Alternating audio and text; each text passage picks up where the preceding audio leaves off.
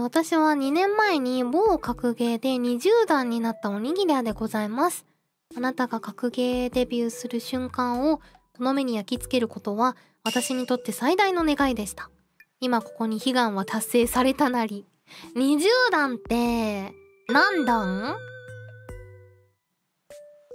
僕、プールとか水泳習ってた時9があったけど、段はわからないんだけど何段なの ?20 段って。僕はちなみにプールで水泳習ってた時は、3級くらいまではやってました。知らんわっていうね。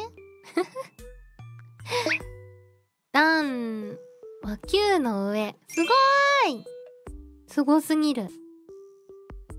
ちょうどじゃあ僕はバタフライを覚えるか否かが3級だったんで、もっとすごいってことだね。すごい！ありがとうございます。泳げる猫だと。僕は訓練されてる猫なんで泳げます。金槌じゃありません。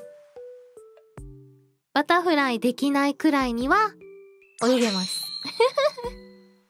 背泳ぎと、クロールくらいまでは習った。うん。